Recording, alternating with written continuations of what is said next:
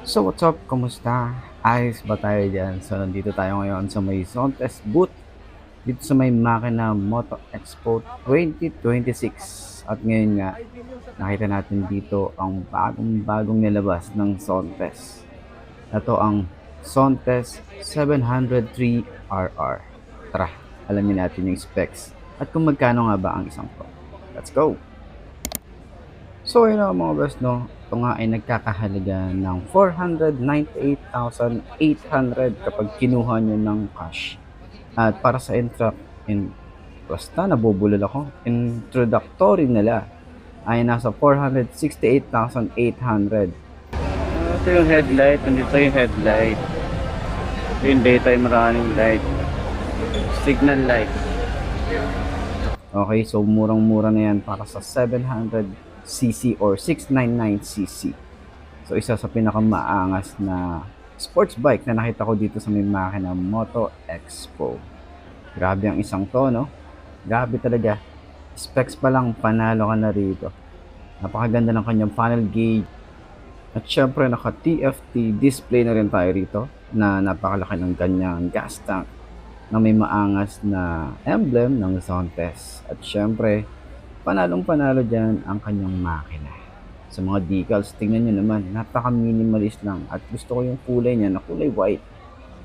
Hindi nga lang natin to na upuan dahil nga syempre sobrang dami ng tao ngayon at nakakahiya din upuan. Pero tinouch natin yung upuan. Sobrang lambot din yan. At medyo alangan ako kung ako yung angkas dito. Mapapayakap talaga ako sa rider. At napaka-forma din ng kanyang taillight. Okay? Naka-LED na nga pala. Halos lahat ng ilaw nito. Yung mga alloy na ginamit dito, panalo rin. Quality din. Kahit sabihin nyo na China bike ang isang to. Alam naman natin na ang China bike ay sumasabay na sa mga Japanese brand or sa ibang brand.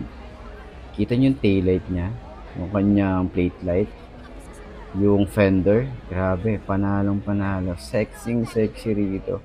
Napakaangas ng kanyang datingan. Very sporty talaga yung datingan niya. Grabe, kita nyo ba yan? Ganyan. Ganyan kapogi ang motor na to. Panalong panalo yung design niya sa akin. At sana makita natin to or walk around natin to sa kanilang branch or sa casa. Ito nyo yung kanyang headlight, yung kanyang signal light, panalo. So nakakiles na nga rin pala ang isang to. And tingnan nyo naman yung side. Okay, side view natin. Ganda rin talaga ng forma. Panalo talaga. So meron dalawang nilabas si Zontes ngayong 2026 dito sa may Makina Moto Expo 2026. Okay, meron itong 150X na nilabas at itong ang isa ang Zontes 703RR na sports bike. So, kita-kita na lang ulit tayo sa mga susunod na Makina Moto Expo.